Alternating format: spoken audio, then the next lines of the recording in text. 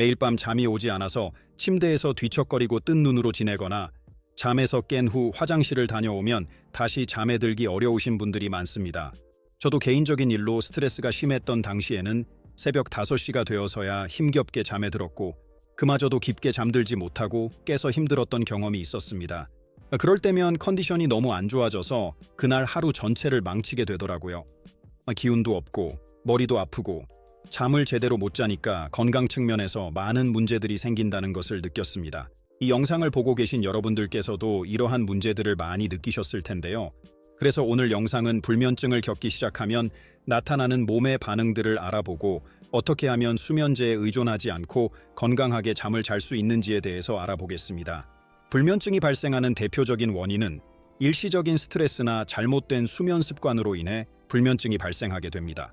이러한 현상들이 지속적으로 반복돼서 잠에 들기 힘들다거나 수면 도중 자주 깨는 등의 증상들이 주 3회 이상, 3개월 이상 지속되면 불면장애라고 볼 수 있습니다. 건강보험심사평가원의 국민관심질병 통계에 따르면 국내 불면증 인구는 약 70만 명으로 밝혀졌고 진료를 받지 않은 경우를 포함하면 불면 증상을 호소하는 사람들은 70만 명보다 훨씬 더 많은 것을 알 수 있습니다. 가장 중요한 것은 불면 증상이 지속되었을 때 나타나는 건강 측면에서의 문제들인데요. 구체적인 증상과 사례들을 살펴보면 만성적인 수면 부족은 면역력을 떨어뜨려 감염성 질환에 걸리기 쉬워집니다. 또한 비만의 발생 위험이 있는데요.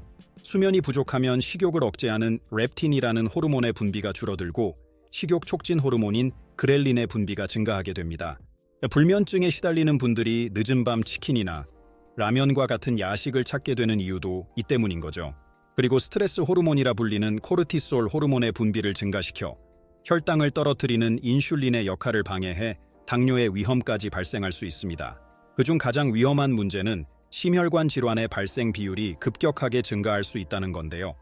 2017년 서울대학교에서 불면증 환자들을 대상으로 연구한 결과 불면증 환자들은 불면증이 없는 건강한 사람들에 비해 심혈관 질환으로 인한 사망률이 8배가 높은 것으로 나타났습니다.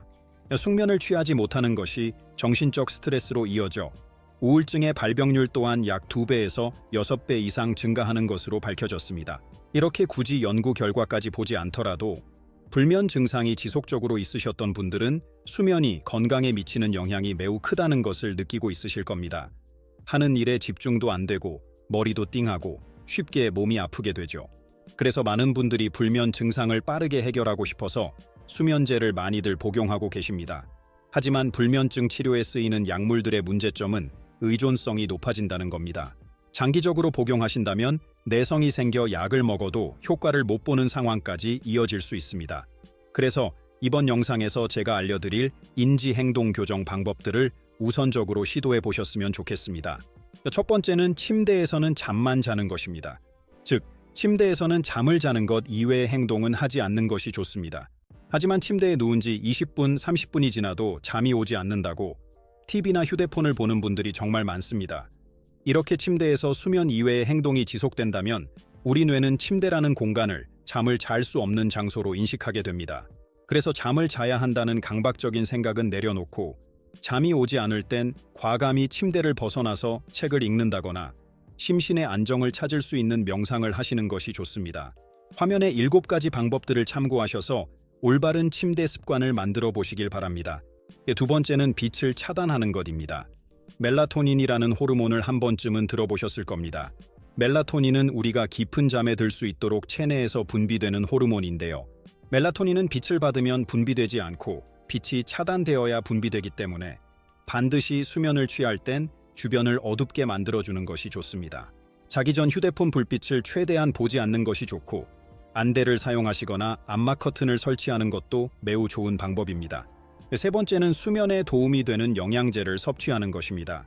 앞서 말씀드린 방법들을 실천해봤지만 쉽게 잠에 들기 어려우신 분들은 영양제의 도움을 받는 것도 좋습니다. 제가 추천드리는 수면에 좋은 영양제는 이전에 언급한 멜라토닌과 레몬밤을 영양제로 드시는 것입니다.